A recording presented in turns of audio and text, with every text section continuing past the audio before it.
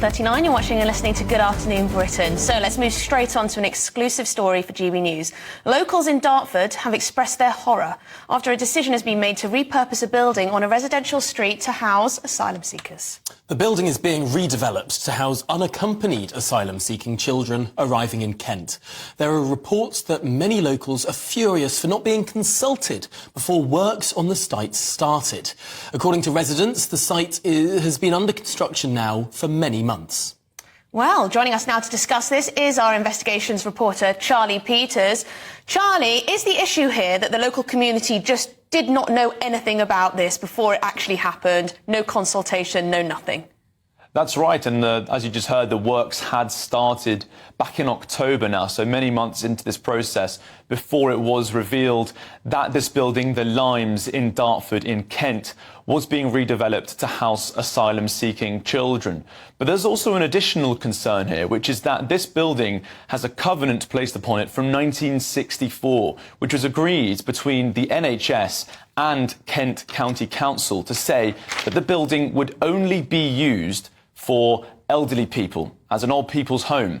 And they say, locals have told GB News, that this restrictive covenant has not been respected as part of this new plan to rehouse unaccompanied asylum-seeking children at the building. Kent County Council, for their part, has told GB News that the covenant will be updated before the repurposing is complete and the building opens for asylum-seeking children. They say that their legal team is in discussion with the NHS to achieve that. But this restriction was only revealed when locals got in touch with GB News and shared it with us. Now, Kent is making this move after they lost a High Court ruling last July, which said that they had to make every possible step to house asylum-seeking children within the county.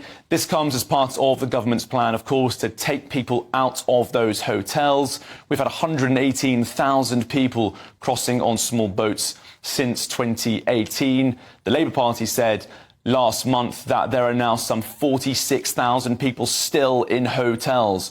So Kent is going to be one of the many places where these temporary accommodation sites are going to be used.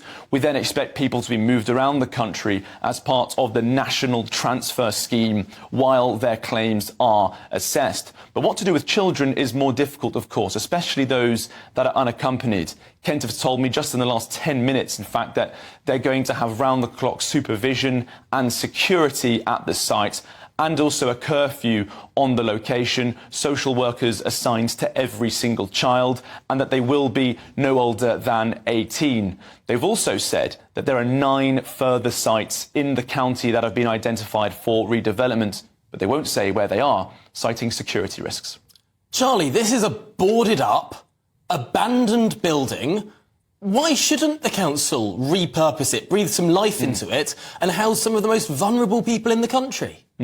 Well, the opposition from the locals is that they weren't asked. They weren't told. There was no consultation whatsoever. Well, Kent are telling me today that as part of the process that they are actively communicating with each local community for the remaining reception centres. But in order to protect their safety of the children and indeed the local communities and the staff against criminal acts, trafficking and exploitation, they're not able to disclose where those remaining sites could be. They could be coming soon to a street near you. Well, thank you very much indeed, Charlie Peters, our investigations reporter. This is the problem. Yes, he says, so this building was not being used for anything else, but there was this covenant on it that if it were to be used, it should be used exclusively for older people, care home or whatever else. But the problem is no conversation with the local people. You have to, when you're doing something like this, surely have some kind of consultation. Well, it depends who owns it. But it's obviously owned by the council, right? Abandoned building, the council needs to house children. These aren't people in their 20s or 30s, these are children. So why do you think all these locals are furious? It's because there's been a lack of consultation. You've got to have consultation. I think if there was a consultation, people would still be angry.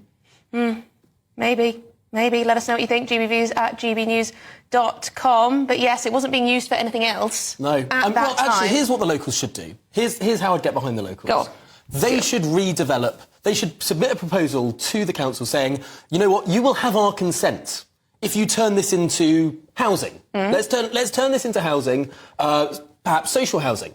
And here's a plan that we'll completely approve of. Or let's turn it into a local pub and we promise we'll run it as a community and we'll go there. You know, do something. Don't just leave an abandoned building there.